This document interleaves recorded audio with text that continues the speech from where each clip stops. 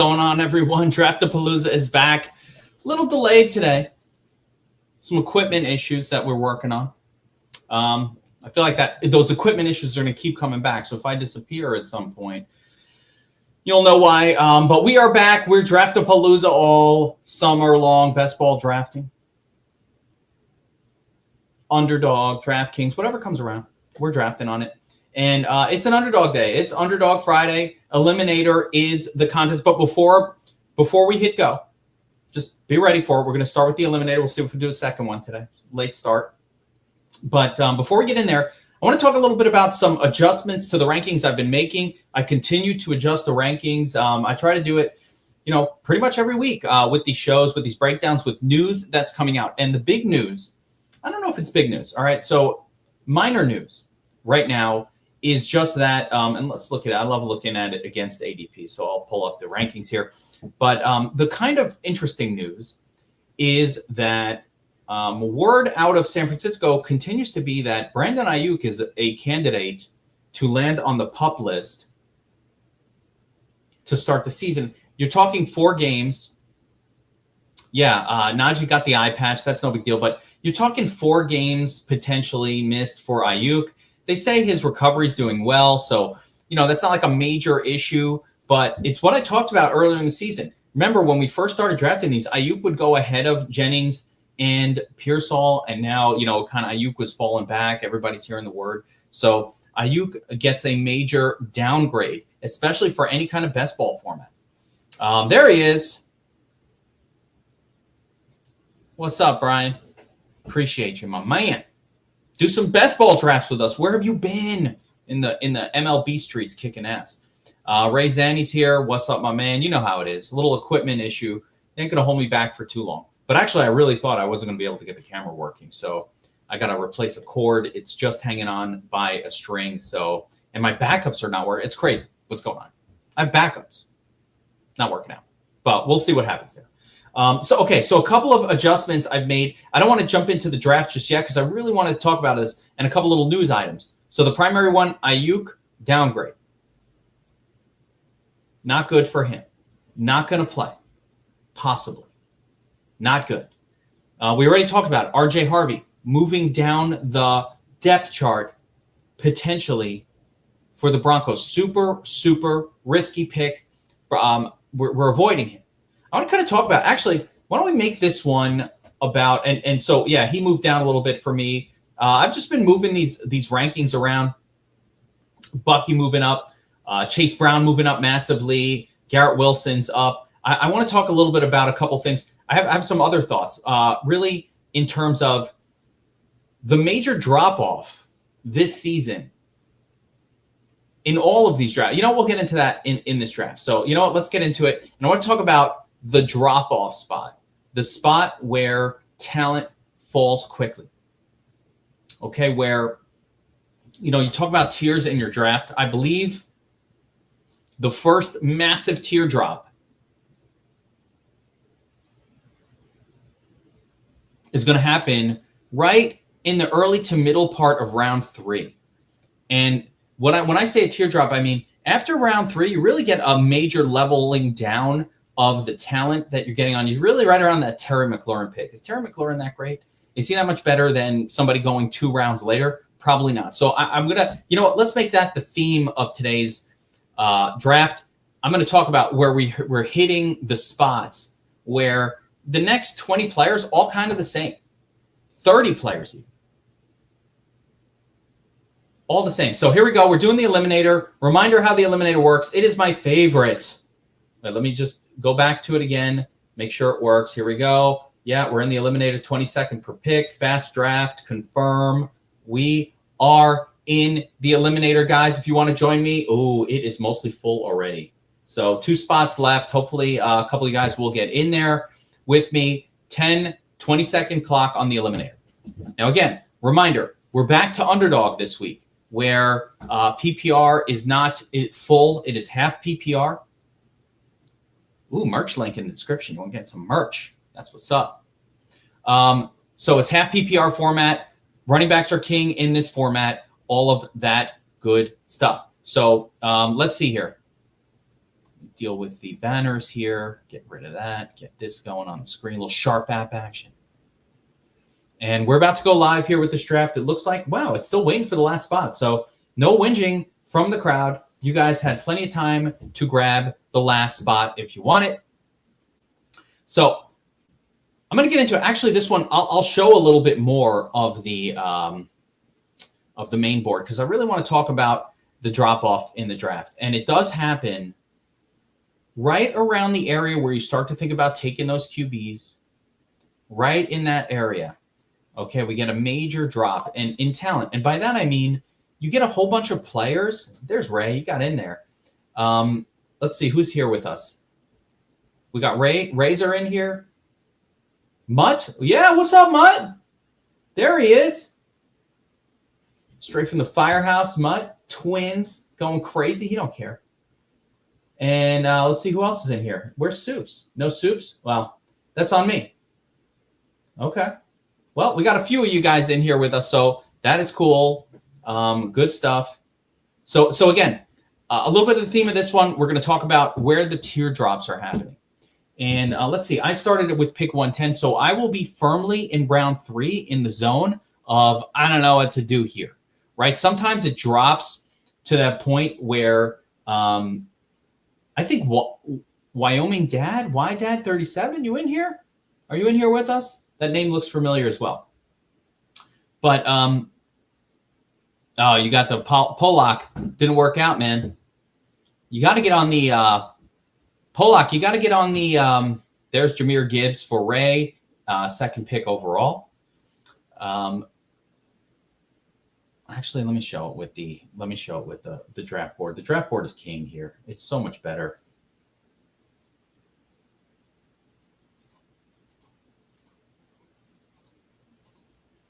Got to show the draft board, guys. All right, so Bijan, Saquon, we get the normal trio of stud running backs going early. And again, what I'm going to talk about here is you see it's going to be about the midway through round 3, where we're going to get through really the good, it's right where you're making a choice between like a James Cook, quarterbacks, Josh Allen, Lamar might still be there. Some of the quarterbacks may or may not be there. It's a massive drop-off in terms of the overall talent, because what I've noticed is from about mid to late, right around my pick, probably in round 3, all the way to about round 5, I don't really have much of a differentiation between any of those players.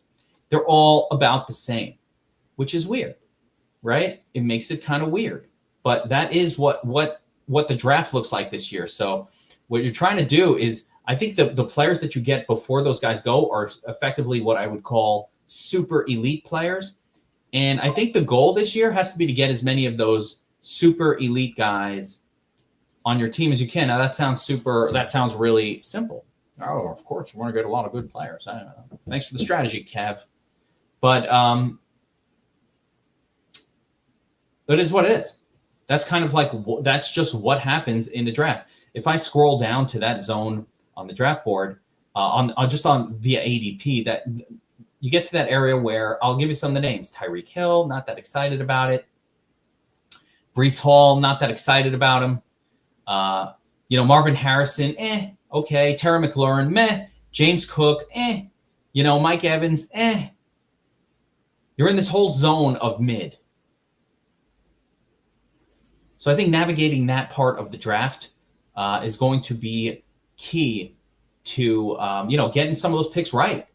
That's going to be the key to the season, I think. So just something to keep in mind here. So I'm on my second pick. When you're starting at the back end, I kind of get some super elite players that I can pick up here. This is obviously the Eliminator format, and in the Eliminator format, we've talked about this time and time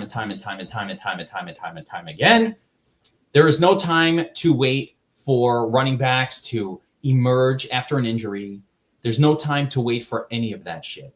So in this format, I always go very, very heavy early running backs, because I don't have time for Trey Benson to take over for James Conner on an injury. I don't have time for Mason to take the lead back role for the Vikings.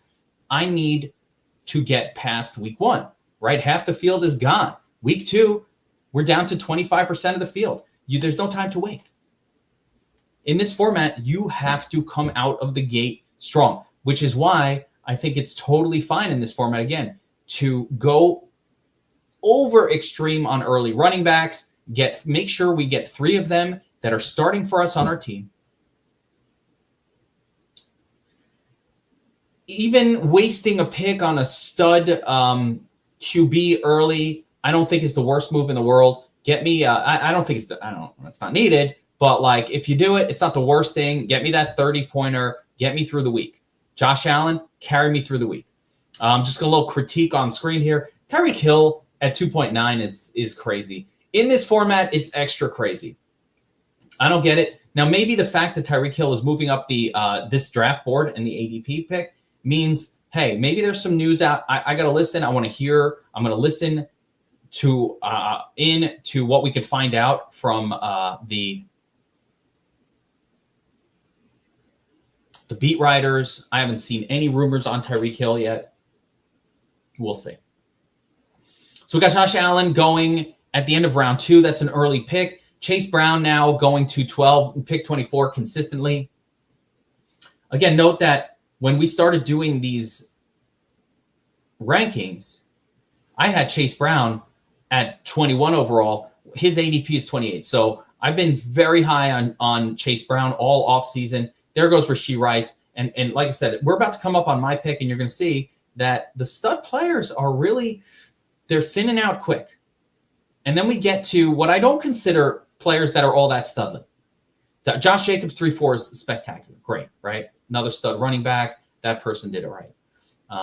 This next pick, this next little group is where we might start to see the fall off. You've got T. Higgins, Garrett Wilson, Jackson Smith and Jigba, and Devontae, as sort of the primaries. There's Jaden Daniels a little early for Jaden, but that's okay. It looks like one of the round 3 studs will get to me. So let's call it I guess the drop off still hasn't really happened. These are all still what I would consider premier elite studs. Chuba Hubbard, early pick there for that guy. So that's a major jump of ADP that just happened. Breece Hall right there. So the heavy focus on those running backs allowed me to get a stud wide receiver here. I'm going to go Garrett Wilson. I have a lot of Garrett Wilson exposure this year. I'm fine with him. Why do I like Garrett Wilson? Because he's the only wide receiver on the Jets. When you only have one guy, he must, just by force of nature, get peppered with targets. I don't see any way that this season goes on without Wilson averaging 9+ targets per game. Give me that all day. So these are still elite stud players.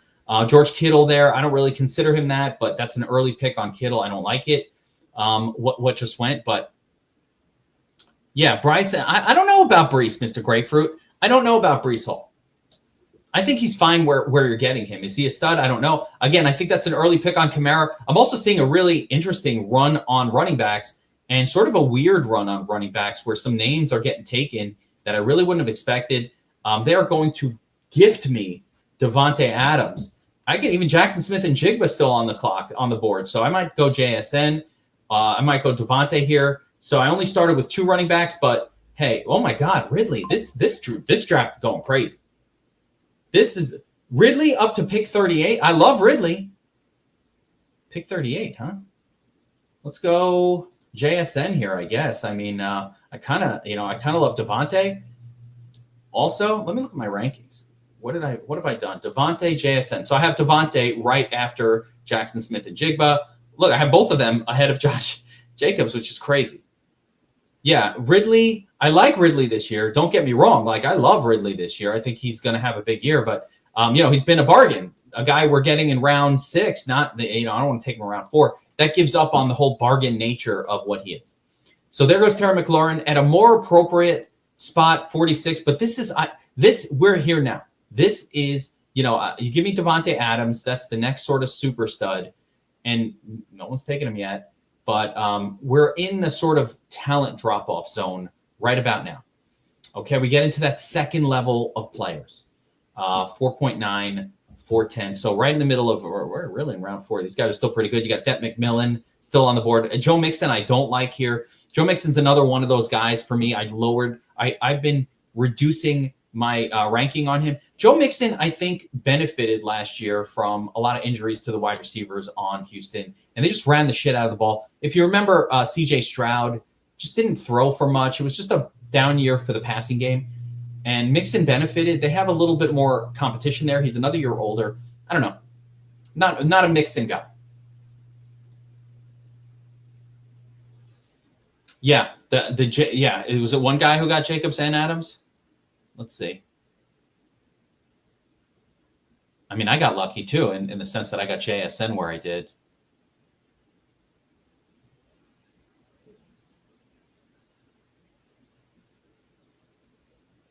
Yeah. So who is that? Wydad? I hope it's one of ours. Is it Wydad who got it? No, it's the one before him. Woodstra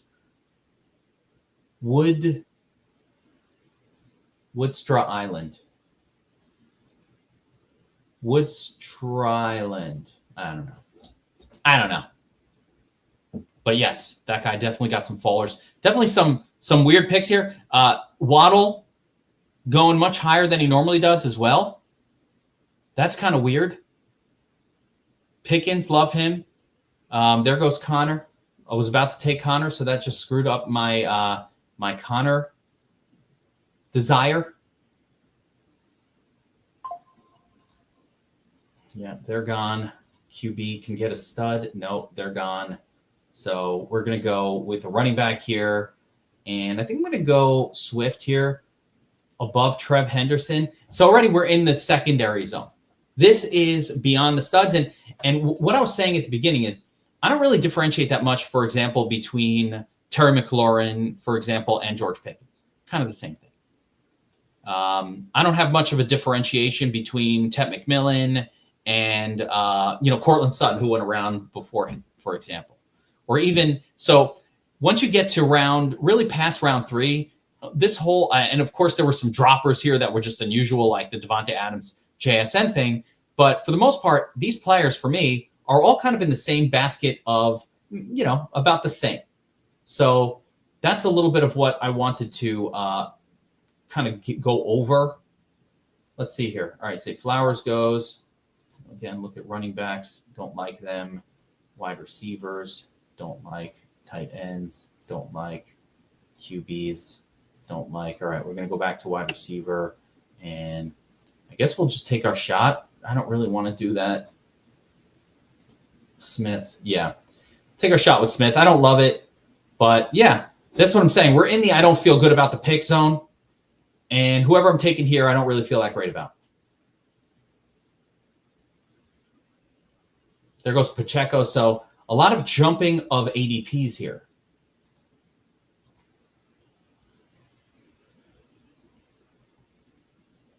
I still only have, I have 3 running backs, 3 wide receivers. So my team is, that one team's going to do really well. Sometimes it's where you are, where you land. Let's watch what he does here. I don't like Harvey. You guys know that. Woodstrad Island.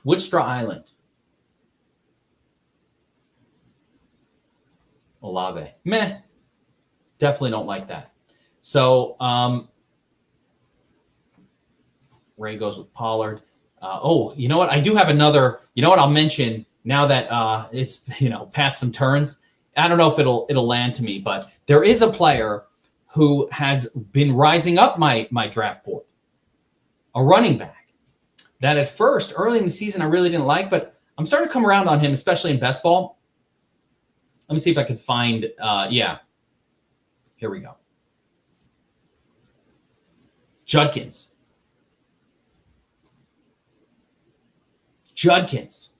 Look, Ray, you just took Tyrone Tracy ahead of Judkins. Now, explain to me why Tyrone Tracy is a better pick than Judkins, considering Judkins they're both on a shitty team. We know that, right?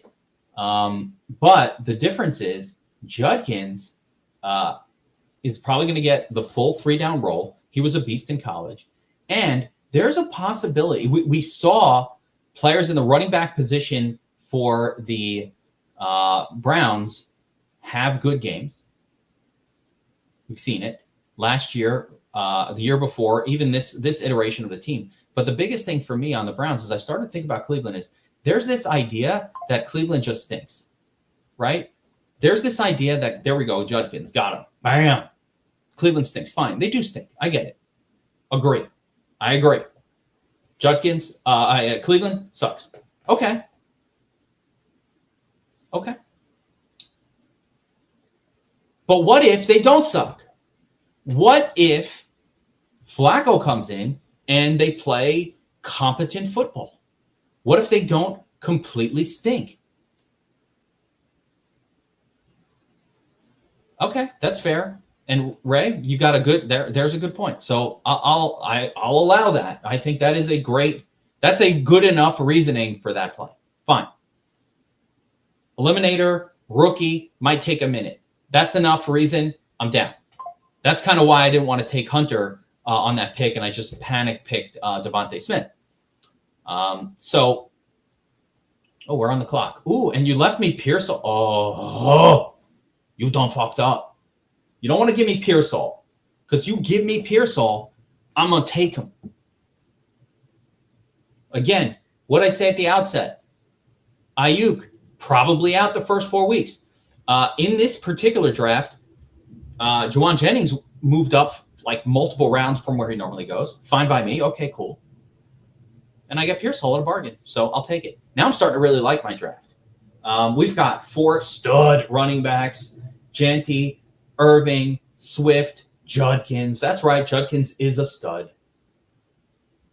Got solid wide receivers with Wilson, JSN, Devontae Smith, and Ricky Pearsall. I like to start. Need some running backs. I need some quarterback action. Need some tight end action. Who cares about tight ends? Who cares? Doesn't even matter. Tight ends don't matter. There goes Mahomes, Knicks. Yeah, Mixon. Yeah, it is. It's fair. But you know what? Swift is a stud. New offensive line. Had big games last year. There at Woodstrah Island. There he starts fucking up. Taking Ayuk. Not going to be playing. Yeah, it's a bit much. No, I think he is. I took Swift. Swift has a brand new offensive line, brand new offense to work in, a team that an offensive coordinator and a general, let's call them staff that is used to getting production out of their RB position, knows the offense. I think Swift might be a stud. Not much touch competition. What if he is a stud? What if we were wrong and he's a stud? I'll take it. Let's look at the bye weeks. All right, so this is another thing about this format that people aren't paying attention to, why you need so many players. So my bye weeks now, I've got some overlap, Bucky Irving and Judkins, both in week 9, but Janty and Swift are playing that week, so it's fine. Right? So bye week overlap is an important thing in this format. I got Smith and Wilson in week 9 as well with a little overlap, but we don't want too much overlap, and we definitely don't want overlap early. So I got to always remember, let's pay attention to the bye weeks. But yeah, no, I think Swift might be a stud this year. Why? Why not? Why not? He had some big games last year. Had a terrible offensive line, had a terrible staff. They didn't bring anybody else in. Clearly, they like him.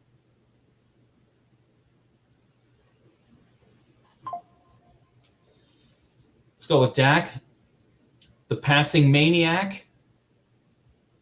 Get a QB on the roster here.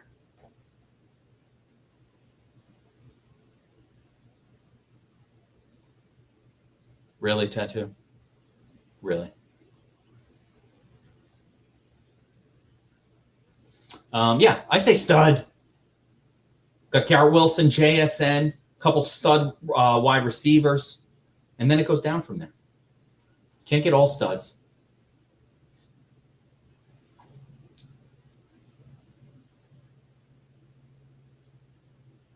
So I think in this format, again, it's really important to pay attention to the scoring in the early weeks, the players. that we get for those first couple weeks. We want a hot start. We don't want any sort of you don't want these backup players. You don't want to rely on backups. We don't rely on injury fill-ins. So there's that. Oh, another piece of news that a little news nugget that I saw before the show here was about Blake Corum. And they're saying Blake Corum's looking fast. Blake Corum, basically buzz about Blake Corum out of LA. What does it mean for us?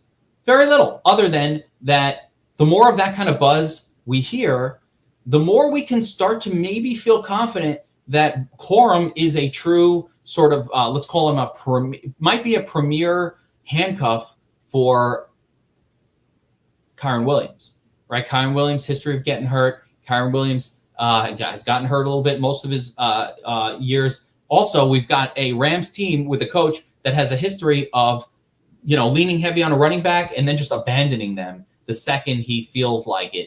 He's like, he treats his running backs like he treats his women. One night stand, one season stand, and then he moves on. That's Sean McVay. He does that. That's not me. I didn't say it. I don't approve of it. Listen, I'm a good guy. But that's what Sean McVay does to his running backs. How do I know? I've watched him do it over and over. Remember Cam Akers? You don't even remember Cam Akers. Sean McVay used him, abused him, and sent him on his way.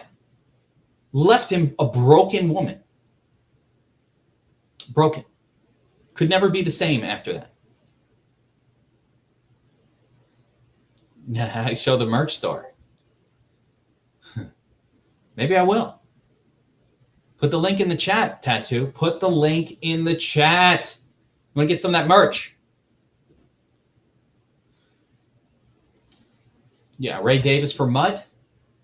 Where did Mud get in here? Where's Mud?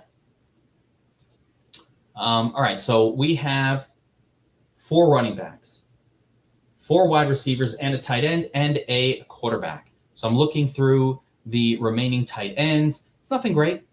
Loveland's there. Ferguson, Jake the Snake Ferguson. Compare him up with Dak. Not necessary, but could do it. Hunter, Henry, Janu Smith appropriately moving down the list, finally. Let's see. QBs remaining. We got Herbert, McCarthy. Still a nice little group. Let's see the wide receiver group. It's pretty shit. So we're not going to worry too much about those guys right now. Let's get a second tight end in the mix here. I'm going to go with the veteran Ferguson over the rookie Loveland for the same reason that we've been talking veterans this whole time. Ray Zanny, Cam Akers hit on his wife. I mean, that's a rumor. I don't know if that's true. Sean McVay's wife is smoking hot, like absurdly hot. So who can blame him? But,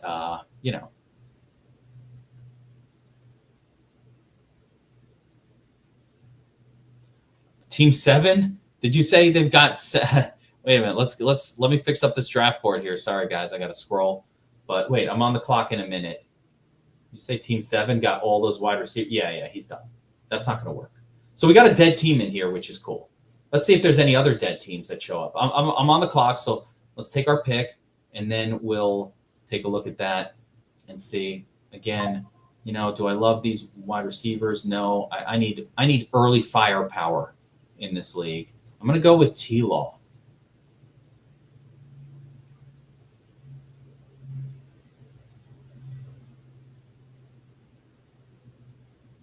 I went with T-Law there, but let's take a look at, So this guy fucked it up. Absolute pick or whatever. Well, this guy who's on Absolute Pickens. So you take Derrick Henry in this format, and you take 9 wide receivers in a row. Is this an auto pick? Like 10, still no second running back. There's no way you're getting through. Or Zach Charbonnet, who's a backup. There's no way this person's getting through week 1. So, and it doesn't even have a quarterback yet. Fine by me. Moron. Let's see. We got any other dead teams in here? How about C2T, right? This guy forgot that you need running backs in order to advance. He might squeak by with Dobbins and Montgomery as the starter, so I'll give him a little bit of a better chance, but, bro, jumping the pick on Ridley, Montgomery, that's fine. The wide receivers are great, but man, you forget to take a running back and you're done.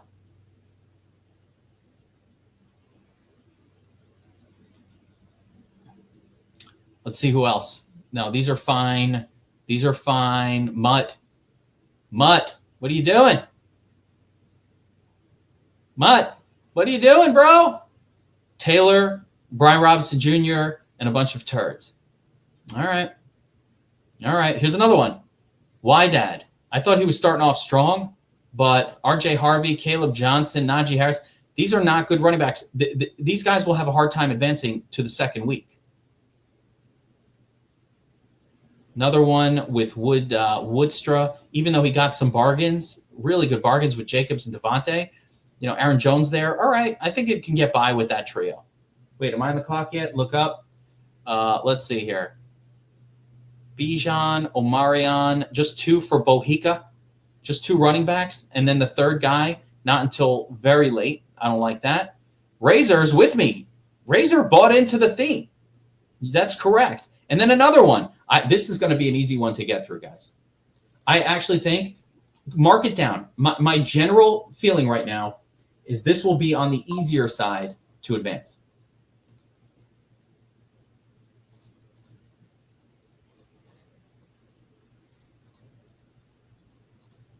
Put my standard Wandy in there, just a fill-in guy, always there when you need him.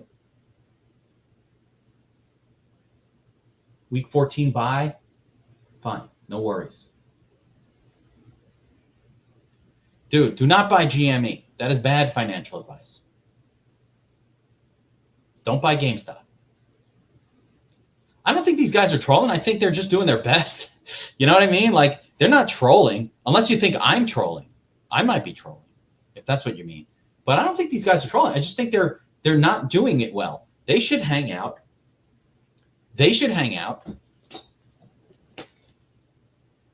In the Draft-a-Palooza chat and learn how to do this shit. Oh, I'm on the clock. Well, I'll tell you one way not to do it is not to pay attention when you're on the clock. So let's go with Zach Ertz here, I guess. I forgot to pay attention. Got my third tight end. Probably too soon on that one. Pick 14. We're going to need another quarterback. And just filling in the other spots here for the next few picks. Are any other quarterbacks left? Darnold and Geno, and then the Danny Jones-Richardson combo. So those guys are still floating around. Looking at the running back group, it's all backups now. We're in the backup zone. Not going to do us much good in this format. I'll get in maybe Algier, Roshan. Maybe I could take Roshan and just back up Swift. Maybe I'll do that. Wide receiver group, couple of names still floating around with mild interest. Pat Bryant, from the Broncos. Darius Slayton, De'Ami Brown, some names that float around real late for consideration. Tight end group, still plenty of good ones. Once again, tight ends are strong all the way through.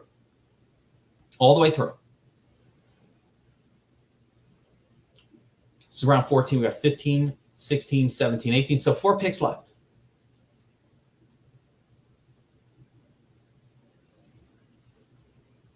There goes Roshan. Guess I won't get him as a backup.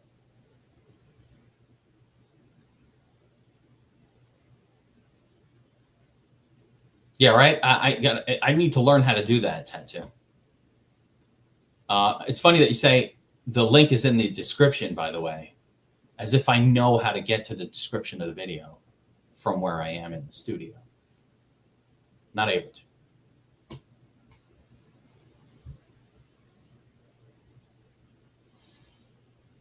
Onster Island might actually just be auto picking, and those good picks he took might have just been, I don't think so, but like it kind of looks like he might be.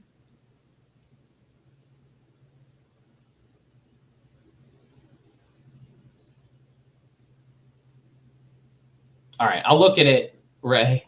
I've got other stocks that I'm like knee deep in right now. Check out SBET. It's another crazy. Don't buy that. Just check it out. But all right, I'll look at it. I'm not a big GameStop guy. I don't want to get involved with I mean, I don't know. I guess if I could buy a put, I'm fine. All right, let's see here. I'm coming up next. Let's see. All the QBs are gone, and the sky is gray.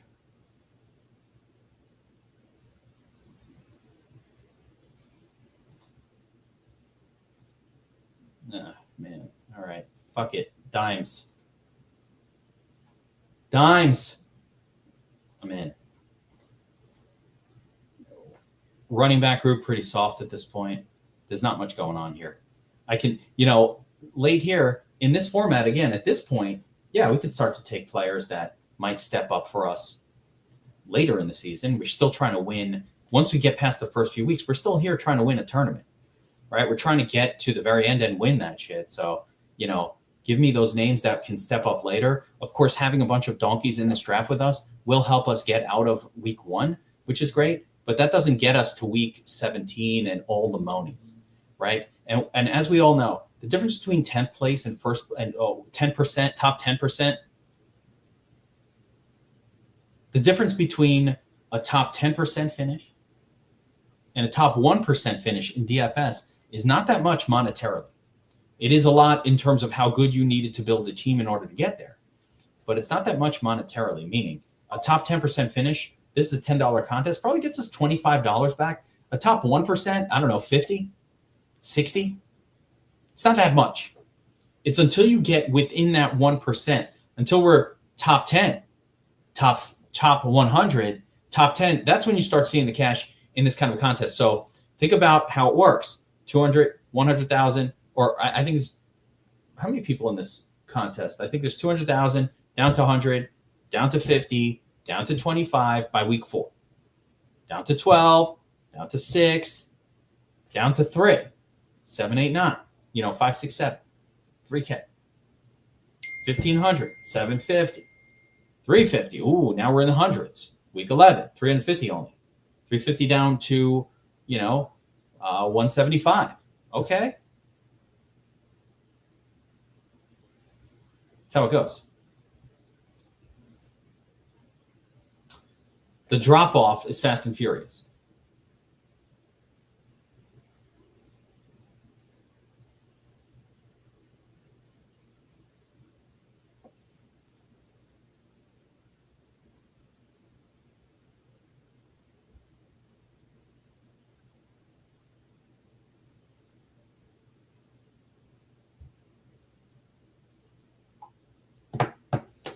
All right.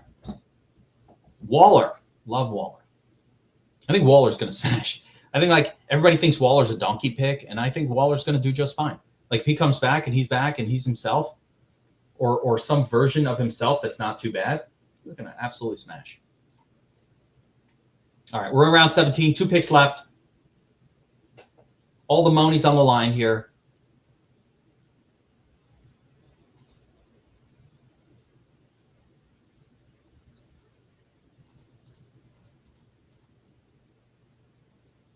Yeah, some running backs. I mentioned Blake Corum at the onset. Could be interesting.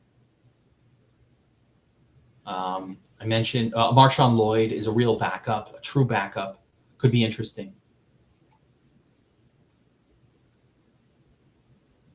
Would be nice if I could find a wide receiver here with any sort of,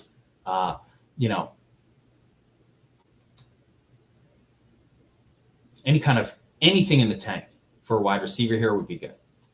But it's just not too much of that going on. Diami could be interesting. There's no lack of wide receivers in Jacksonville. But Diami might end up being the WR2. Travis Hunter might take a minute, and Diami Brown's an experienced guy. Well, we'll take him if he's there. Why not?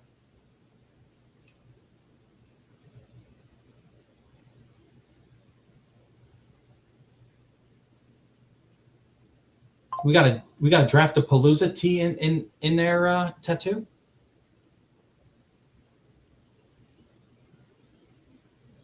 There's no lack of wide receiver.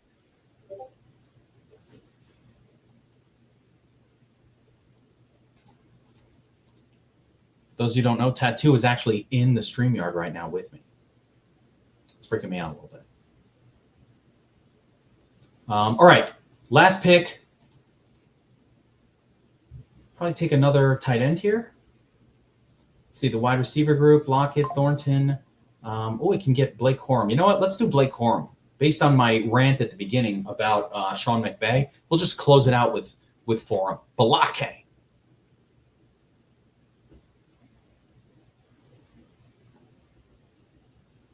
Not right now. Tattoo, you are in here with us. Do you know this? Hang on. Okay. Richardson could have gone with Richardson as well and filled out the Jones-Richardson combo. That would have been a different way to go. All right, let's do a quick rundown of how this draft went for everyone. And we already kind of looked at everybody's draft a little bit, but we already looked at it. But we'll do another quick one here. There's a couple of people I think that really fucked their shit up. So when I look at these drafts in the Eliminator, I'm just looking for really running backs. It's so key to get past. Oh, all right. Well, he's in here.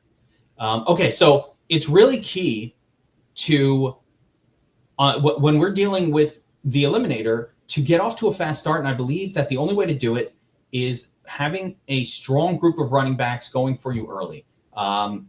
This is half PPR, and that's how you advance, right? Sure, wide receivers put up big numbers when they hit, but they tend to hit less consistently. So it's the running back scoring that hopefully gets you through. It's those wide receivers that give you those pop games for 30 plus, and that helps you win everything. But we don't need those big games. We just need to advance. We just need to be in the top half, the top 50%. So not just week one every week, but primarily week one. We got to get past week one.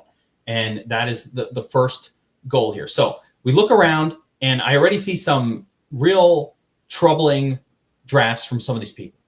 Right off the bat, Lober, who, good names, right? Hey, I love Lamar. DJ Moore is fantastic. Walker's great. Laporta.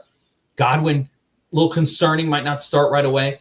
Fields and Lamar, maybe a lot of early draft capital spent on quarterbacks may or may not be the greatest move. But really, this one went wrong for me. It just has two running backs, and I think that's going to be trouble. We'll see how that works out, but I think it's going to be trouble early.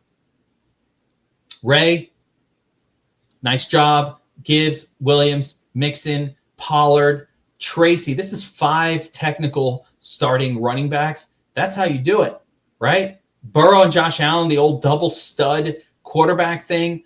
I don't know about all that. I don't know about that. And then a whole bunch of crapple wide receivers that I think are going to be very sketchy. Am I rocking a thong today? Not today. Not today. But you can AI me however you want. Very often, though, I will say, I will be wearing like pajamas or underwear during a podcast. I just happen to not be today. Happen to just randomly be wearing clothes. Bohica. Also, look at this sketchiness, okay? Only 2 running backs, Hampton and Bijan, which are 2 great running backs. But like they're going to have a bye week at some point, right? At some point, these 2 guys are not going to be able to play for you. And so even if he gets past week 1, I don't see how you get past the I don't see how you can get past the bye week with Hampton with just 2 running backs unless one of these guys step up, and I don't think they will.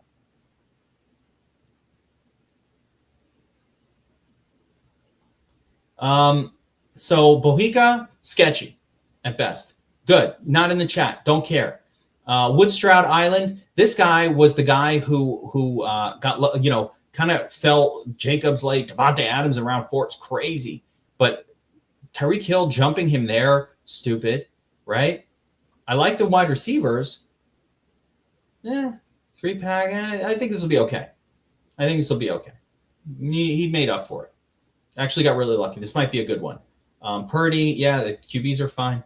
Yeah, that guy's fine. Wydad, only Harvey and Caleb Johnson. This is already to me, this is a dead team right off the bat. RJ Harvey, not even necessarily the starter. Caleb Johnson, okay, fine, but nothing exciting, nothing sexy. Najee Harris is gross. No good. Who do I think Cleveland goes with that QB? Yeah, listen, I feel like it should be Flacco if they're trying to win. But we really with Cleveland, it's such a question mark because they have 2 rookie quarterbacks. Why wouldn't you start one of those guys? That's why that team is such a mystery. By the way, if the rookie quarterbacks start and it's like Shador or some shit like that and it's terrible, that's going to destroy Judkins. But if Flacco starts, I think Judkins and all of that passing offense is going to smash. Like the different yeah, they would absolutely smash if they just played Flacco. Even Pickens. Absolute pick. This guy just threw away the draft. Thank you. I appreciate it, I guess. I mean, he did hoard all of the good wide receivers, but at the same time, this is a team that will not make it past week 1. Horrible quarterbacks. Well, was this a troll? Like this guy trolled. Derrick Henry, and then 1, 2, 3, 4, 5, 6, 7, 8 wide receivers in a row. Charbonnet, your RB2. A couple of garbage tight ends, nothing good. And then to extra fuck himself, went Wilson, Shook, and Flacco at QB, all guys who aren't generally going to put up a big score. You can't stack Cleveland, bro, if that's what you're talking about. Yeah, until we know who the quarterback is, what's the point? I guess it's definitely cheap if you want to get Flacco on the last pick, but he might not play at all. And if Flacco doesn't play, it's a double whammy because all those wide receivers, Tillman, Jerry Jeudy, Judkins, those are the people I would play for a Cleveland doesn't suck kind of situation, but all those guys are so tied to the quarterback. Not too many guys in here with us. My draft, just a little overview. Obviously, I went for running back. Debatable, I guess, whether you think Swift and Judkins is a stud. I would have gone Connor had he been there. I thought about Henderson, but I like Swift more. Henderson's got that rookie thing going on where it might take him a couple weeks to really grab that role. I don't have time for that. That's why I went with Swift over Henderson. This is a bit of an early grab on Pacheco.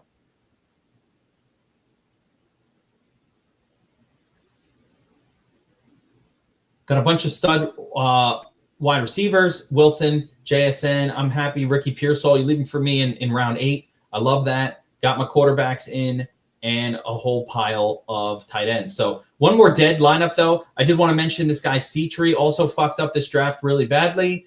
And so you figure probably 3 dead spots in this one. We won't remember this. Like, I'd love to name this and be like, hey, I said there were dead spots. We won't remember it. I'm definitely not going to remember it in week 1 to come back and check any of this shit. But I will tell you that I look at this one. I see 3 completely dead drafts with C-Tree, Bohica. Just these guys didn't take enough running backs. And even if they're not dead in week 1, these teams will be toast. Yeah. Huzzah. Hold on. That deserves something. Full year subscriber. Fact74. Be with us hanging out. You got a lot in store. There's a lot in store for you.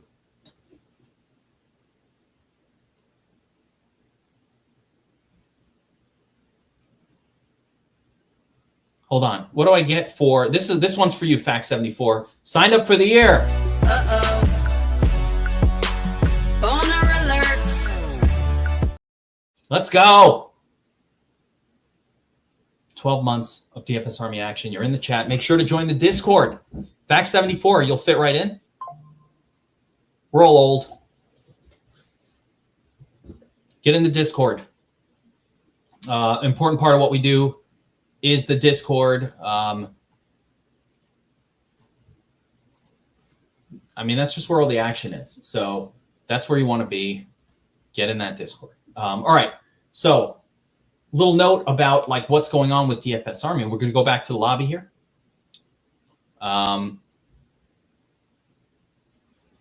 Yeah. Tattoo loves that swag store. Gotta appreciate it. All right, let me see what you're talking about with the swag store before we do our second video here. Do our second draft. It's 1 o'clock. Let's see here. Where's that link? Swag. Okay, here we go. All right, we'll share it. We'll share it on screen. You better have good shit on this swag store tattoo. Oh, there we go. Ooh, a little classic turd shirt. You want some of this? Fade to chalk. I unfriend you. Shark Lab. What would Bobby Wow do? Helmets up. Ooh, I need this. I don't know if I like it on the sweatshirt. I like it on t-shirt. I'm going to get that. Raz Jeep. Ooh, that's a nice one too. Raz. Look at Raz. Yeah. The sweatshirt's fire. Deez is printing money since 2015. I need that. Why is it a sticker? Why is it a sticker? I need a shirt. Oh, there it is. Does not look that good on the black shirt. Got to get a white one. Jesus. Show me your tutties. Hoodalocks. Guys, the Army swag store. This is hot stuff, right? Why don't you have this? I'm getting this mug. Is there any DFS Army swag on that? Hoodalocks. I like this one too, Hoodalocks. Nice. All right, you can get cool swag.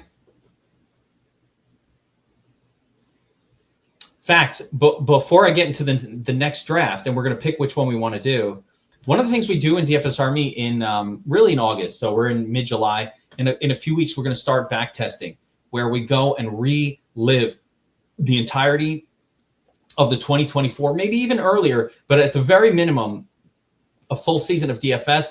We learn the settings on the optimizer, refamiliarize ourselves, try to rerun lineups. We have a back test mode where you can really hone in on your skills in advance. We go back, we look at the notes from those weeks, we do the whole thing.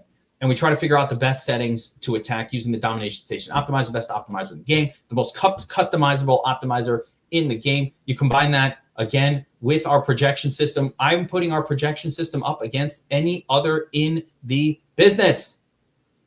We have the best model there is. There is no more accurate NFL projection system than we have going on at DFS Army. I challenge any other site. You guys think you're better? Bring it.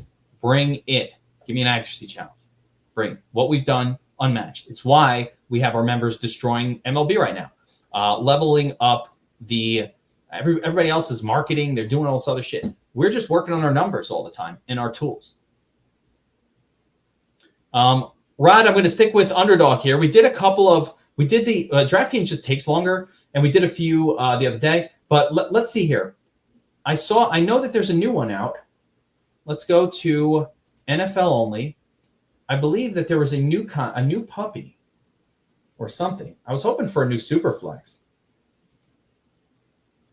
Yeah, we got a puppy too. Definitely don't care about this. I don't want any fish satellites. 100K in entry fees to Fantasy Cares. Top 5-10 win entry to Scott. What? I appreciate the charitable component of it, but imagine winning and then all you get is an entry into a stupid contest that doesn't have any prize. Nope. Instead, we're going to do the puppy too. Let's go. Have I been using the props to help my rankings? No, because props right now, no bueno. Right? This is too early in the year, so no. But there's mild usefulness in the fantasy props, but it's not enough to really help too much with rankings because there are factors in there that are really tough to factor in. But yes, I think props are always something that we want to look at. So yeah, you'll love it. Fact, we do part of DFS Army NFL. We have a Saturday 2-hour stream. Think about like what we're doing here, but building lineups for the Sunday slate together, right? Building lineups for single entry and smaller contests together. We do it together on Saturdays. It's awesome. Drinking beers. We really have a lot of fun. The whole idea is this DFS, best ball, fantasy football. These are things that we're trying to do for enjoyment. right? This is our entertainment dollar. Here we go. By the way, $5 puppy 2 contest going now. Get in there if you want to join me. Get in there. So what was I saying? Yeah, back to it. You know what? Let's see if I can download my rankings in the meantime. Let's see if I can pull it off. Okay, download for Underdog. The latest rankings. Let's let the rankings do a lot of the work here. Data 6. I'm going to show you guys how to adjust the rankings. Go in here, CSV upload. We're going to do this thing, data 6. Bam. Verifying IDs. Uh-oh, didn't work.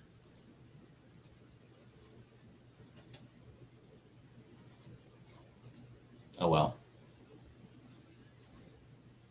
Didn't work.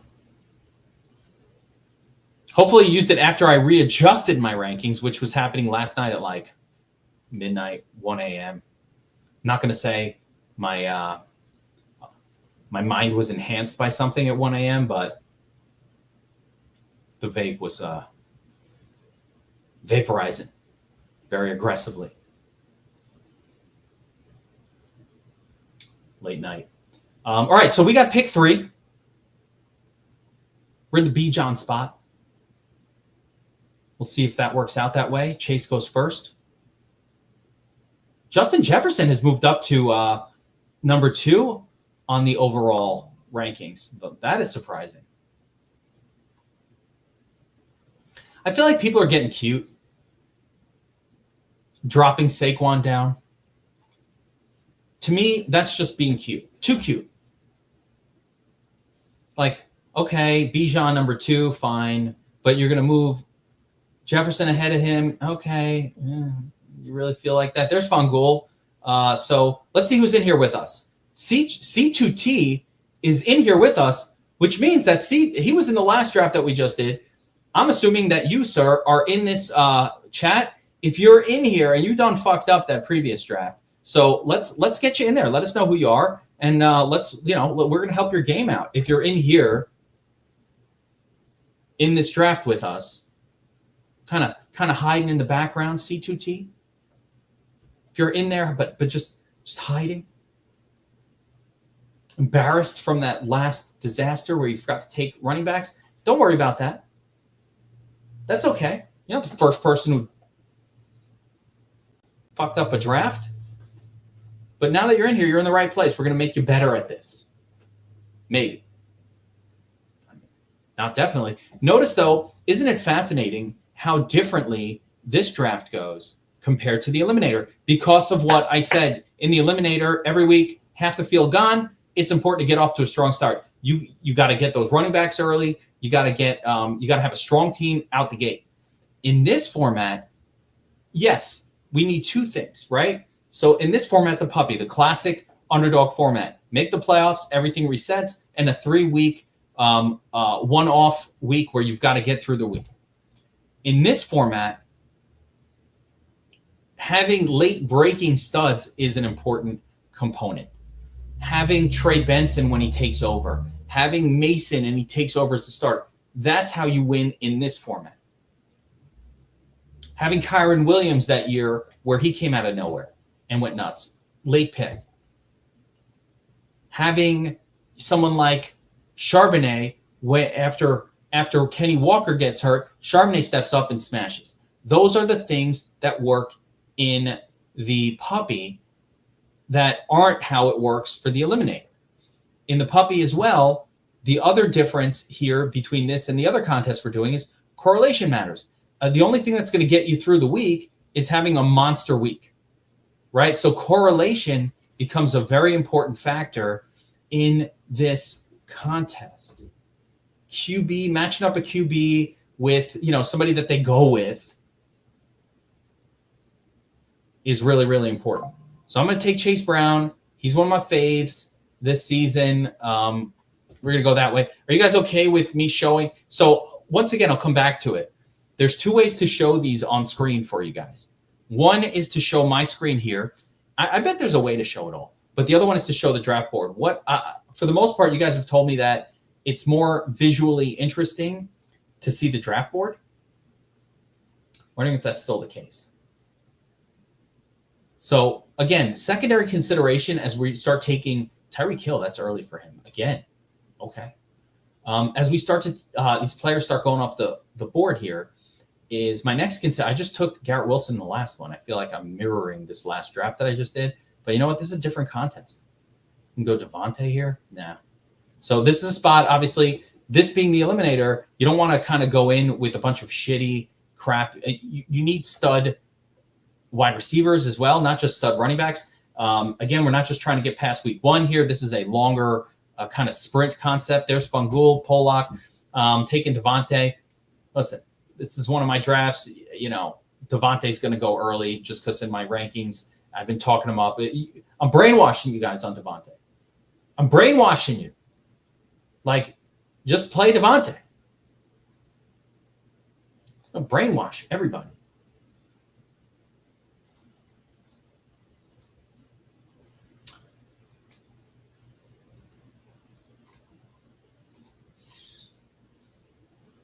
Let's get that on screen.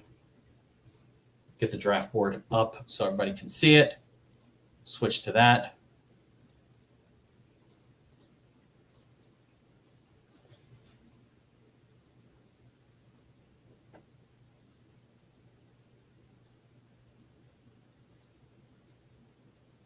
All right, so let's get a little overview here on what's been going on. All right, yeah. So Juan with the 3 stud running backs, that's cool. This guy. 2 teams that didn't take a running back at all. And we start to see some of the stud quarterbacks going off the board here in round 3. Yeah, Devontae's such a touchdown machine. And by the way, what's great about Devontae is he's such a touchdown machine. And in this format, you want those touchdowns. That's what's the absolute king here. Like, I think Devontae could outscore Puka Nacua in a, like, if things happen a certain way, if the world breaks a certain way, it wouldn't blow my mind to see him even outscore Puka. Yeah, Omarion Hampton now moves all the way up right past Cook. This is that zone, though. We're in that zone here where you're like, do I love Cook? He's fine. Do I love Breece Hall? So when I talked about the zone of where it's not that different, look at Breece Hall on. First of all, I would have taken Kyron first, but take that aside. McLaurin, Metcalf, do I really prefer one over another? Not really. Breece Hall, James Cook, kind of the same. So this is that zone here where a lot of the next bunch of players that are going to go are all kind of the same. There's not that much difference between the kind of names you're taking here in this round versus in a round or 2 from now. So that's just how shit worked out. I mean, what are you gonna do? But that's just how it is. So here, if I can get like, I've got a wide receiver that I'm really kind of excited about this year in DJ Moore. So I'm gonna grab DJ Moore. But if I didn't have that, I could have just gone with one of these running backs that are all kind of the same also.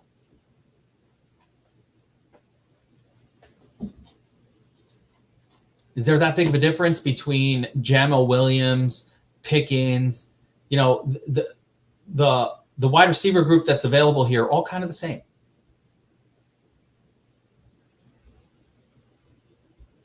C2T. Switching it up now, doing a little better.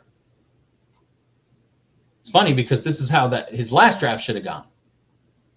That should have been the Eliminator with the 3 running backs. I get a 3rd running back here in Chuba Hubbard. Got my stud trio, Chuba, Saquon, Chase Brown. We got Garrett Wilson, DJ Moore on the team. Hell yeah, I like all that. I'll take it. Fuck yeah. Okay.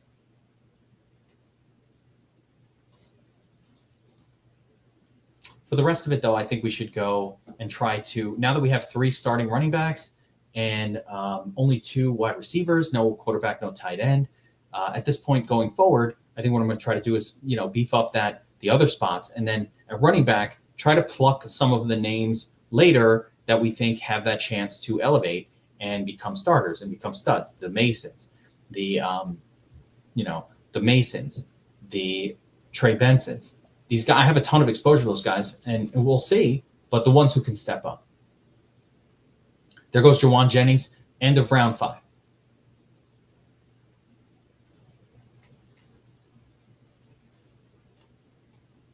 Odunze, a Hopium pick, right? We saw nothing out of Odunze that says he's going to be anything good, that he's an NFL caliber player, really. But not last year. We saw some of it. We saw a lot of it in college. He's got the pedigree. Will Odunze make the sophomore leap? There's a bunch of wide receivers this year, sophomore wide receivers, that have a chance to make a monster leap. I think sophomore wide receivers are the group that make the biggest leap. Yeah, Olave, Odunze, Olave, so sketchy. We're in that point, right, where it's like, well, doesn't feel good. But back to it. So who are some of those names, though? Those second-year wide receivers. Pearsall, big time. Odunze, didn't show that much last year, but we have a lot of hopium for him. Malik Neighbors, we already know. He got it done. But, will Marvin Harrison Jr. step up and have a better year? He was just all right. He wasn't bad. Last year, was he terrible? No, he wasn't bad. But he wasn't good. We got some other names. Marvin Mims. Can he step up a little bit? Yeah, there's the RJ Harvey pick. This guy just, I don't know. Taking him over Henderson is crazy. Clearly somebody not watching the news. I need to start thinking about if I'm going to build any kind of stacks, who that might be around. So I've got Wilson and I've got DJ Moore, which means I can start to think about stacking around, I always do this. I always end up with, names that aren't that good. But what are you going to do? Tight end group. Laporta is the only one there. Montgomery. Still some good running backs on the board. I'm going to go with Debo. That's my right, punk. Touchdown scorer. Or not.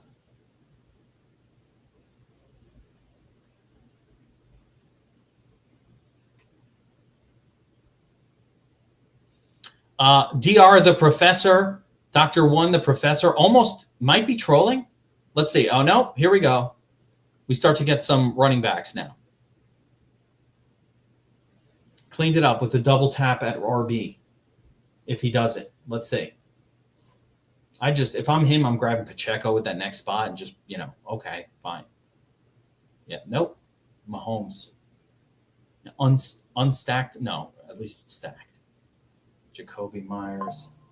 We still have Pacheco available or Pearsall. I'm going to go with Pearsall here, but I could have taken Pacheco very much. But I felt like it's the wide receiver group that I needed to beef up, so we went with Pearsall there. Pearsall, to me, is still kind of a stud. He's one of the last studs that you can get. From here, everybody has a little bit of a concern. There's still some other kind of studly wide receivers, but they all come with a little concern. So I'll talk Matt Stafford. Fungool, bro! Could have waited multiple rounds. Could have waited multiple rounds for Stafford. Pollock, what are you doing? Hillbilly. That was Hillbilly. Just wait 2 more rounds. Let's see why. Why did you do that? Why? Fungool. Kapuka. Adams felt you needed Stafford just to make it, just to fill it out. I got you. Too soon. Was that an auto pick? Oh, he must have been in your thing. Veli and Franklin are being overlooked. I feel like if Veli and Franklin have a good year, then Mims Jr. and Pat Bryant or whatever are not going to have a good year. So you could be right. Just a couple of names here. Like in this in this round here, I think the best pick so far for me, Jacoby Myers early, really good. Pearsall is the best pick in the round, but I don't mind Stephon Diggs here. Yeah, that's what I was on. Not an old school.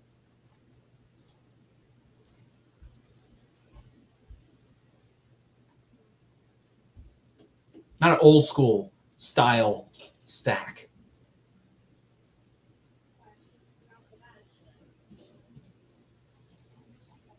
Tight end group, Hawk, Kelsey, Andrews, Evan Ingram. So still got a lot of tight ends left. No real correlative tight ends for anybody I've picked so far, but, still some TEs on the board. There goes Hawkinson. Yeah, again, we're in round 8. Yeah, Josh Downs there. A couple of tight ends go. I like Josh Downs. Emeka Egbuka's got a lot of upside this year. Let me put it like this. Do I really like Golden? I mean, when you start to look at, who went after Pearsall and Pacheco, right? Right there, Pacheco. All right, Swift, Diggs, fine. But, Matthew Golden, K-Shack, Reed, Godwin. I think Godwin could be good. Trey Harris goes really early there.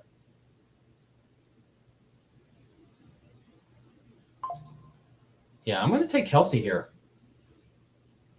Again, if you're going to leave me Kelsey till around the end of round 8, I think that's a perfectly acceptable time to take Travis Kelsey. I just do, man.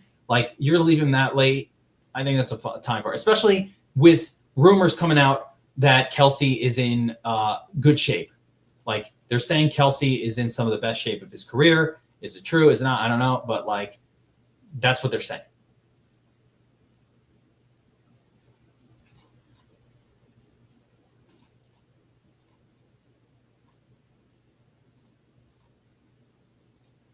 I need to take a QB, I think. I'm going to take Fields. I'm going to take Fields over Baker Mayfield. Do I prefer Baker Mayfield? Fuck yeah. But I need a stack.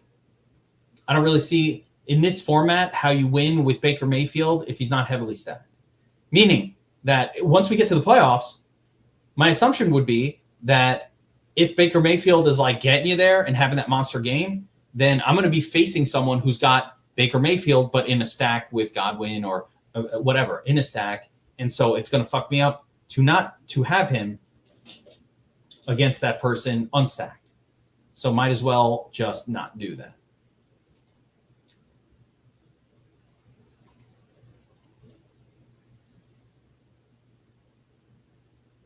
Always got a stack in this format, Fact 74. Remember, this is the exact opposite. We're drafting opposites. I think the Eliminator for us, I really think this. The Eliminator is taking advantage of the fact that everybody's brain space is thinking about this style and what it takes to win. That information's out there everywhere. Everybody already knows, all right, this is the style of lineup building, heavily correlated, have guys, pick guys late, 1-0 RB hero, whatever.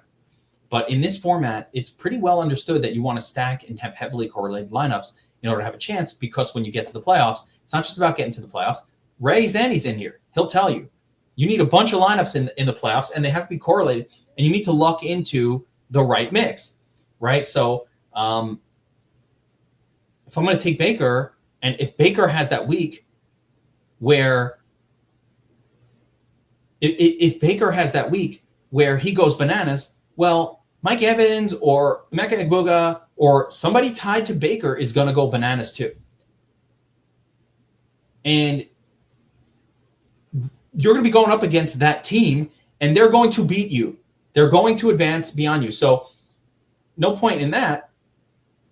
I want to go nuts. I need Justin Fields going nuts.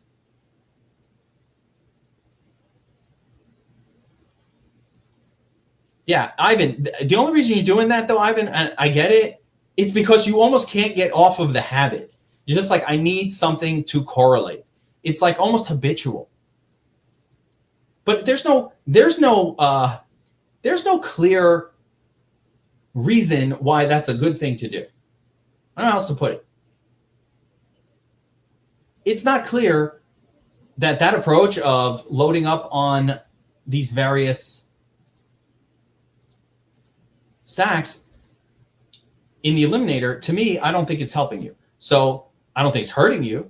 It's not harming you. It's only hurting you if you're forcing the stack. But I think what you're so good at it, but like you don't want to force it. Just let it come to you. Like it can, if it just comes to you naturally, fine. But the minute you're forcing that stack, I think it's a problem. Like you don't want to force it in the Eliminator because it's just not helping you.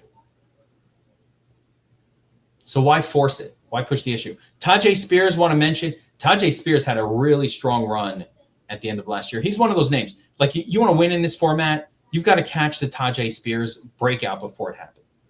You got to catch that. That's the best way to actually win the tournament itself, win the big tourney. Catch the breakout before. Let's see, we're at pick 123. 128 for Mims Jr. I have so much exposure to him. Warren, we've got two QBs already. Kind of looking at Mims Jr. I do want Mims. I love Mims, man. I'm continuing to draft Mims Jr. I know somebody here in the chat said before we're overlooking. Yeah, Andres said we're overlooking Franklin and Bellick. And it's very possible that Denver continues to play that way where they just shuffle in, multiple wide receivers 35% of the snap. I think that's a really weird way to play football, but where they shuffle in these guys 30% each. Fine. If they do that, they do that. But if they don't do that and they actually give Mims Jr., that 90% snap count role, he could have a monster year. He could have a monster year this year. So he was breaking out. He's a second-year player who was breaking out very late in the offseason last year. So, yeah. Yes, this is a great question, Todd, and thank you for that. And yes, it is going to happen. Like we're already seeing DraftKings, DraftKings released some of their combinations, and we're already seeing some certain things. Like virtually everybody picking second winds up with like a Joe Burrow stack with Chase Brown, or picking first or second. You're getting these Burrow stacks with Jamar Chase, Chase Brown, T. Higgins, and Burrow. That like combination is going to be everywhere. So a lot of these stacks are going to be everywhere. And so I do think there's a little bit of benefit if you go into your draft of like, hey, let me build like something different, unusual but cheap stacks that aren't as going to be as popularized. So, but yes, I think there are going to be a ton of stack lineups. And the question is, will that self-fulfill and almost like make those stack lineups less good? I don't know. But I do think there'll be a ton of them. And so I think there's some benefit to like building stacks around unusual ones and maybe even jumping ADP a little bit to do it. Like I said, for me, I've built a bunch of Bryce Young stacks because it's really easy to get those guys. You can fully stack him and it's just not that expensive. So like I would say the cheaper Drake May stacks, I really love the Drake May stacks this year. Super easy to get it because you don't have to spend on a stud quarterback or a stud wide receiver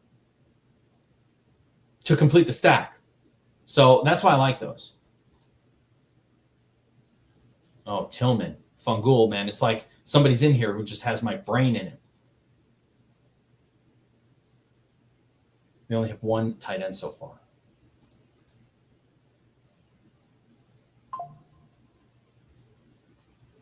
Got to get to the party. Don't be tardy for the party.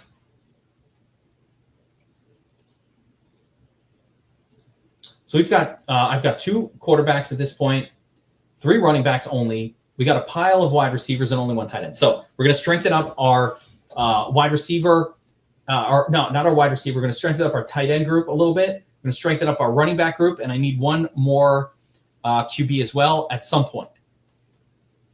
I'd like to go with Darnold. Darnold, I think, is the bargain QB of this whole thing.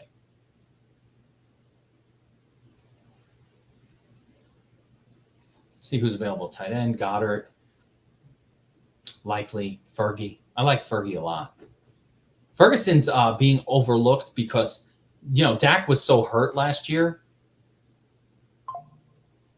that people kind of forgot about Ferguson. I'm going to do it. Let's give me Fergie again. Second tight end off the board. Again, I'm sitting on 6 wide receivers, 3 running backs, 2 quarterbacks, 2 tight ends.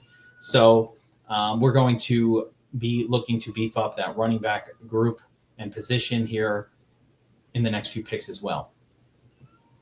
Let's take a look at some of these other drafts here. We have a minute until our next pick, a minute or two. So let's see what everybody's up to. Oh man, I wish they showed like what you're missing on this view here. So let's see. Fungul. 2 quarterbacks, 4 running back, 5 wide receiver. Very, very even build there. Well done.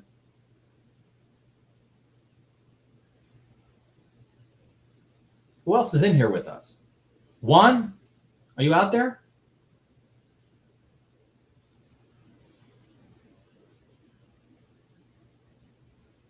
Where's Ray? Zanny, did you not get in this draft with us, huh? Wow. It's just really me and Fungul. Me and Polak Hillbilly. That's what's up. Okay. Yeah, there goes a little run on tight ends.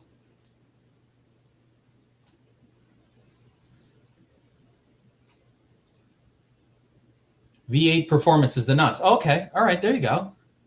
So where are you? The nuts. We didn't look at your draft. McCaffrey, McLaurin, Jaden Daniels. So you got that stack going. A little early pick on Juwan Jennings there, in my opinion. Got Connor, Dobbins, Tootin, Jaden Daniels. So, yep, we got him backed up with Goff. Cool. Goff's going to have those big games. Goff's a really good quarterback for this format, right? Especially when he's not your only quarterback. Goff is going to pop for monster games every once in a while, but other times this is going to be shit because his running backs will take over. So he's the kind of guy that you feel really good if you, he's somebody I feel good about in this format. There goes Wright. I love Wright. Let's see. Braylon Allen, Rico Dowdle, Shipley. I'm not even liking these backup running backs anymore. Jalen McMillan. We got Wandale coming up. I'm going to get my my third QB here on this next pick. I'm going to deal with QB 3.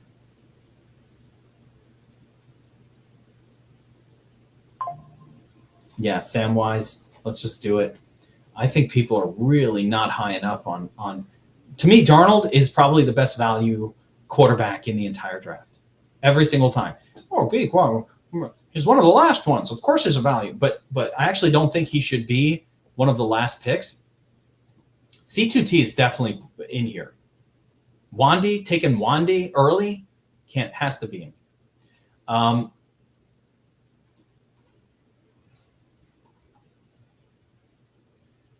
We're about to be on the clock again here. Again, reminder where I'm at. 3 running backs, 3 QBs, 6 wide receiver. So we can go with a tight end.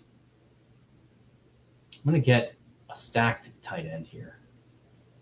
Went Franklin, C2T, somebody who's mentioned here in the chat. Again, Taylor goes 184. We're at pick 170. Let's see who's the wide receiver. RB. Shipley. Let's get that backup, that premier backup. I don't have Saquon, do I? Oh, I do have Saquon. Oops.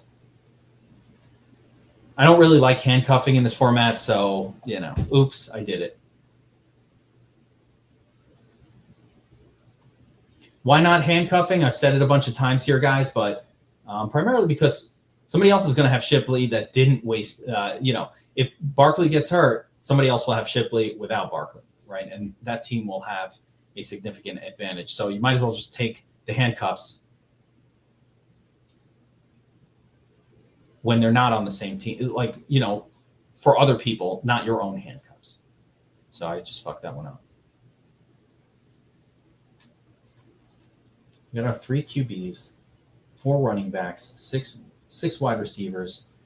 So I can still add some wide receiver talent, can still add another tight end, definitely going to add another tight end.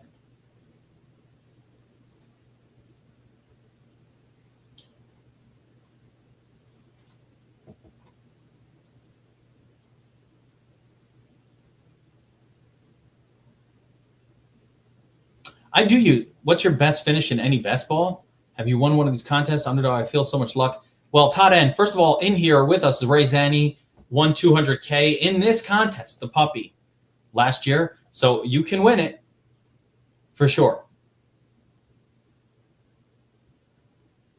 For me, this, I've said it before, in full transparency, this is the first year I'm attacking these. I've studied them a lot, but this is the first year I'm attacking these with a large number of lineups. In the past, I can't discipline myself to sit down and draft this many teams. So I always had really just 15 or 20 teams at the most. And I've gotten into the playoffs or made it past the week 2 in the playoffs.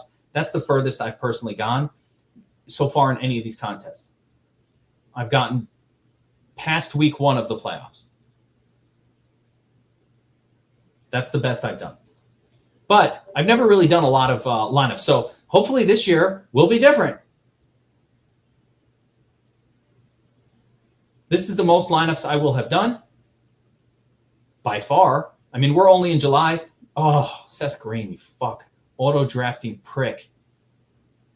Gotta be kidding me. I was just waiting to take Sanders to fill out that stack. Or not Sanders, Taylor to fill out that stack.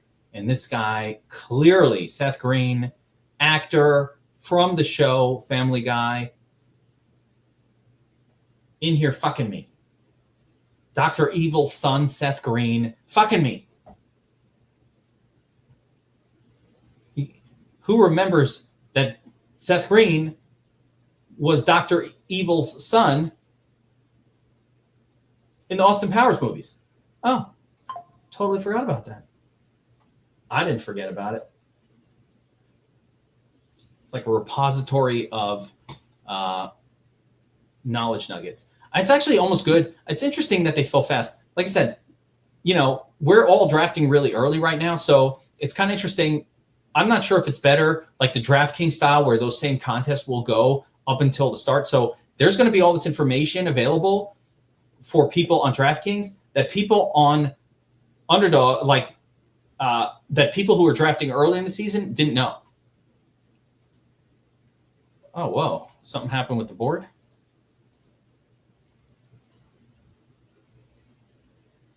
Yeah, it did freeze, but now it's back. That was weird. I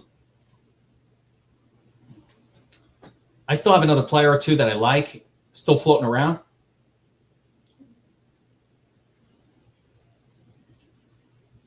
Who was the other person in here? The Nuts?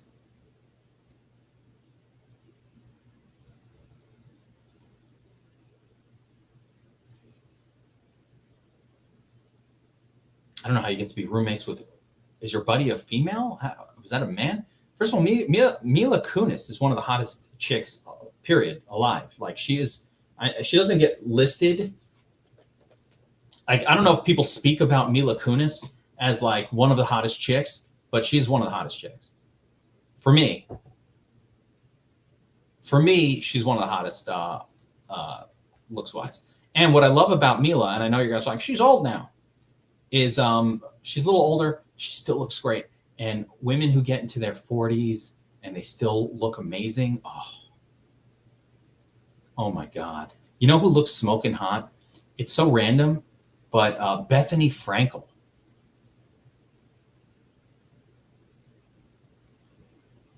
Nah, I'm down with Cooch. Whatever.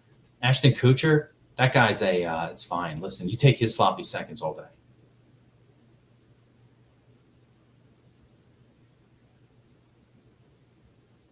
Bobby Lane, that's what's up. That's what's up. It's not just fantasy football here. You can find out shit about a lot of shit. You're hanging out in these streams.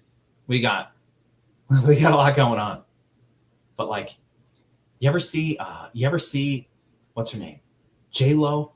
I mean, is J-Lo, is there anything hotter? She's like 60. She's smoking hot. Like my 25-year-old self would go nuts for J-Lo at age 60.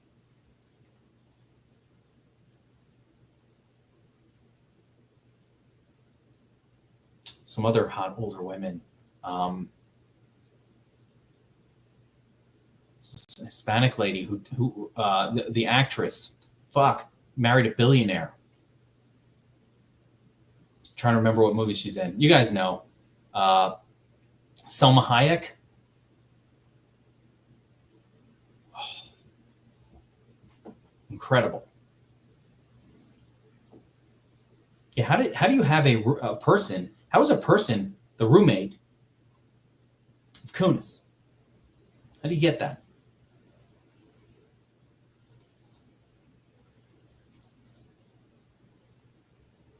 Three. I can take whatever I want here. Last pick.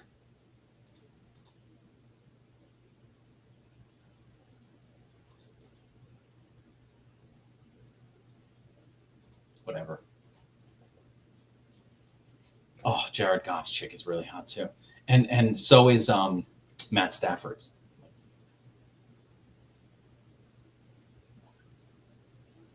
Matt Stafford's wife smoking hot too. I love it. If you're going to be a football player, you want some real knowledge. If you're going to be a football player, why be that if you can't get a smoking hot wife? Like, that's exactly the person who deserves the hottest of all chicks. And let me explain why. Right? When you talk about the pinnacle of a man for a woman, right? Of course, you can have like a tech bro, billionaire. Okay, great. Elite, super elite, fine, billionaire, whatever. Let's take a step back from like Elon Musk and Jeff Bezos. Like, if you're a woman, if you're the hottest of all women, what's the ultimate? Kyle Busch's wife, huh? What's the ultimate man, right? So women are always bouncing. They want like a big dude who makes, athletic, protective, but at the same time, they want a wealthy guy, an ambitious person. An athlete is kind of a mix of that, right? Like, she gets a rich guy, and there are levels of how much money you have, but every single football player is worth a few $1 million. And then you also get like the manly, sort of like traditional, large, muscled alpha. It's the ultimate. Sam Bush. I will look that up. Sam Bush, Kyle Busch's wife, huh? Interesting. The daughter on Landman, only looking for, I don't even know what this is. Only looking for the QB. I don't know what Landman is, but I'm assuming but you know what I'm saying? Like, the QB on the football team, that's the ultimate man. Not even just that, like any football player. Like, man, maybe not a wide receiver. Those guys are going to cheat on you. The divas. You don't want to get the divas. If you're a woman, you want that offensive lineman. You want the quarterback. You don't want the wide receiver. He's going to be banging other chicks. That's Stephon Diggs style. He's going to be out there on the boat with hose and pink shit. All right, let's see how this draft went down for everyone. Right off the bat, I'm trying to remember who's in here. Seth Green, Dr. Evil's kid. What's he doing here? Is that a real person? The Nuts. So with us in this draft were Fungul. Yeah, offensive linemen. Like, they're not going to cheat on you. And they start out kind of chubby, but then, like, as soon as they finish their football career, they turn into ripped, like, super studs. I once played golf with fucking offensive lineman from the Giants, Sean O'Hara. Okay?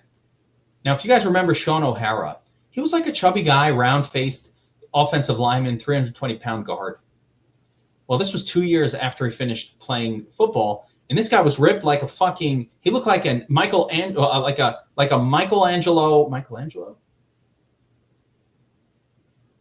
don't know. He looked like a sculpture of the David. Who sculpted the David? Michelangelo. Was it Michelangelo? Leonardo da Vinci. I don't know. But he looked like a sculpture of a man. I was like, holy shit. It was so intimidating. Like 6'7", muscles everywhere, ripping out of his shirt. I'm like, oh, look at me. I'm like a fucking half a man. I felt like such shit in this golf game. Shaking now. I'm so nervous because Sean O'Hara's there and looking at me and shit. I'm like, just don't put it in the water. Just don't put it in the water. All right. My draft. So we start out with Barkley, Chase Brown, Chuba Hubbard, trio of stud running backs. I want 3 running backs starting for me in these contests. I didn't get what I wanted later on, but that's okay. Wound up with 5. Wilson, DJ Moore, Debo, touchdown scorer, Pearsall, underpriced wide receiver, and our first quarterback, Fields, with Garrett Wilson. I was trying to get the Jets tight end in there. Did not work out. Could have gotten Reynolds on the last pick. I keep forgetting about that. We got Brock Purdy stacked up with Pearsall. Just a mini stack with those guys. A couple other high-end wide receivers, Mims and Hollywood Brown. Brown might shock you. He could have a good year. Could shock people. Tight end, we got 3 solid tight ends with Kelsey, Sanders, and Fergie. I like my draft. Fungul, Puka, Adams, and then the crazy early Stafford pick. Taking Stafford 2 rounds ahead of Kyler Murray, rounds ahead of Fields and Mayfield. This might fuck you up, bro. It's too soon. Trey Harris, all right. Don't know about that. The rookie there. Evan Ingram, Tyler Warren, kind of make up for it. I think Dak Prescott is he unstacked here? Nope. Got Pickens and Dak. So, I think you made up pretty well for the auto pick. Yeah, no, I know. I think you made up well for it. But be careful. I guess when you're putting people in that queue, just be careful about doing that, I guess. I don't know. And we had a special new person that I hadn't seen before. The Nuts was in here with us. Drafting. Who's the Nuts? Where are you? Todd N? Oh, V8 Performance. The Nuts, what's up? Experienced player. So Nuts has been drafting a lot of teams. Let's see how you did it. So let me try to figure out your strategy here. McCaffrey, Connor, we got, 2 starters there. Dobbins. So I'll call this hero RB, just 1 RB in the first 6 picks. That is a hero, though, in Christian McCaffrey, and then try to make up for it late. So these are the kind of lineups that can come on strong late. McLaurin paired up with Daniels. You're hoping to get Deebo Samuel. Probably should have taken Deebo Samuel.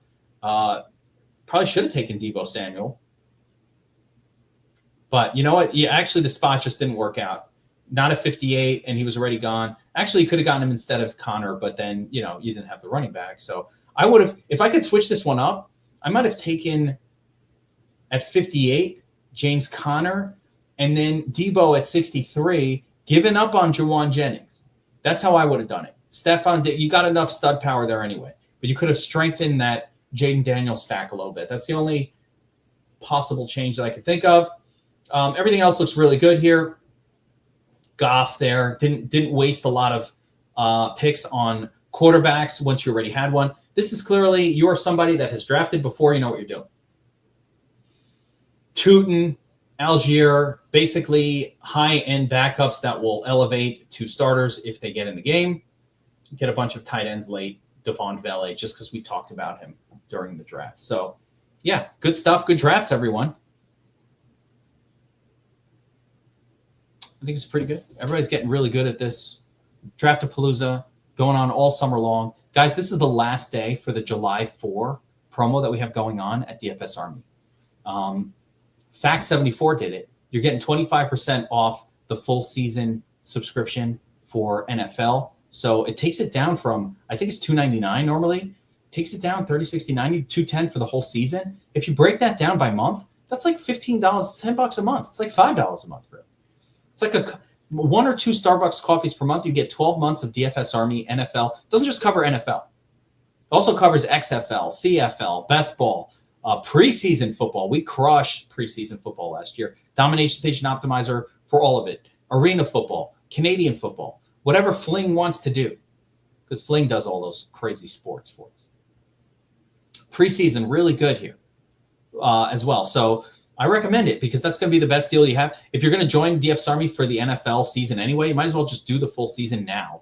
Get the 25% off back 74 and get a 12-month package. You won't have to renew until next year in July. If you didn't enjoy it, if you're not enjoying DFS, you don't like that, you don't have to renew.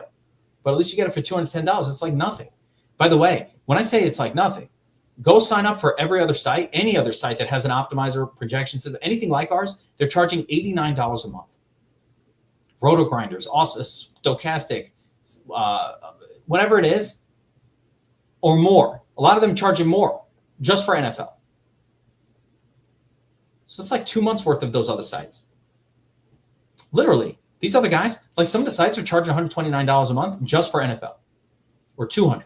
The ones with certain sims, you don't need that shit. By the way, we win without that. We don't need it. As a matter, it does nothing. It does not benefit anyone. I don't see any benefit to it. So, DFS Army full season sub promo code July 4. This is the last day where it's going to be active. 25% off any subscription at DFS Army. So make sure you check it out. I appreciate everybody hanging out with me for the whole summer long doing these Draft-a-Paloozas, guys. Make sure you've got the notification bell on your YouTube channel, because we want to let you know when it's hitting. I'm going to start moving some of these to the 5 o'clock hour from the noon hour, primarily because it's the heart of summer, or either that or I got to push them earlier because I want to go outside during the sun hours and enjoy my fucking pool and live large. So we're going to be moving some of these either to 5 or earlier. So make sure that you're paying attention. You have this notification bell on your YouTube channel for this subscription, the DFS Army subscription. It's free. So these are free. Well, why wouldn't you hang out? Yeah, we got the Tuesday night show going with Fling as well. I'm going to ask him to switch it up, though. He's doing just that one contest. I feel like he should switch it up, too. But maybe not. Maybe not. But, yeah, that'll do it for this one. I'm starving. Going to go get something to eat. Good luck. Good luck in these drafts, everybody. Continue the draft party going. Draft-a-Palooza all summer long. We'll see you guys next time.